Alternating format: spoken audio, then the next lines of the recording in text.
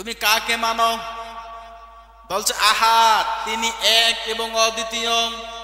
Umayya বলে, বেলাল, কাবা ঘরে যে মূর্তিগুলো আছে তুমি কি এগুলোর পূজা করতে চাও না? তুমি কি এদের ইবাদত করতে চাও না নাকি? হযরতে বেলাল বলে, আহাদ, আল্লাহ পাক এক এবং অদ্বিতীয়, তার সমকক্ষ কেউ নাই। উমাইয়া গেছে খেপে। বেলালের ওপর নেমে আসলো নির্যাতন, নিপীড়ন, জুলুম।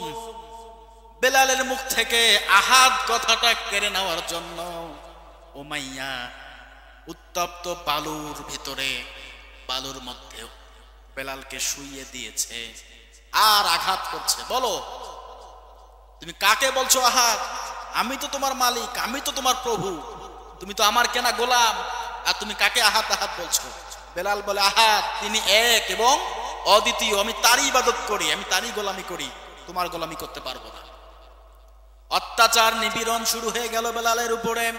উত্তপ্ত মরুভূমির বালির উপরে বেলালকে শুইয়ে দিয়ে বিশাল একটা পাথর বেলালের বুকের উপর চাপিয়ে দেওয়া হয়েছিল। বেলালকে অত্যাচার, নিপীড়ন চলছে। গরম সীসা, লোহা দিয়ে যখন বেলাল বলে আহাদ আহাদ, উমাইয়া খেপে গিয়ে, রেগে গিয়ে বেলালের জিহ্বাটাকে ছিঁড়ে দিয়েছে। এমনকি একটা পেরেক বেলালের জিহ্বার মধ্যে লাগিয়ে দিয়েছিল। বলি নাউজুবিল্লাহ। কত অত্যাচার বেলাল সহ্য করেছে। মুহাম্মদুর রাসূলুল্লাহর কানে খবরটা চলে গেল। আহাদ বলার কারণে, আল্লাহ পাককে স্বীকৃতি দেওয়ার কারণে একজন মানুষকে উমাইয়া এতটা পরিমাণ নির্যাতন, নিপীড়ন করছে।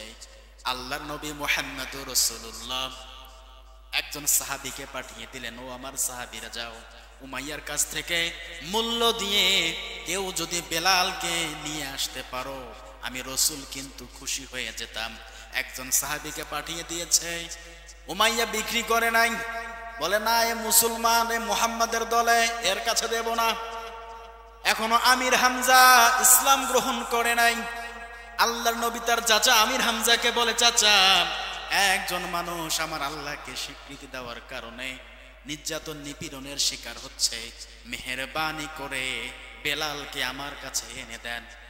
আমির হামজা বলে, উমাইয়া, বেলালকে আমার কাছে দাও। আবু বকরের কথাও এসেছে, আমার কাছে বেলালকে বিক্রি করো। ওই সময়ের 40,000 টাকা এখন 40 কোটি টাকার সমান। বেলালকে চড়া মূল্যে ওখান থেকে কিনে নিয়েছে। বেলালকে কিনে নিয়ে সাহাবী বেলালকে কিনে নিয়ে আজাদ করে দিয়েছে, মুক্ত। হে বেলাল, তুমি এখন থেকে মুক্ত, তোমার উপর কেউ আর জুলুম, অত্যাচার করবে না।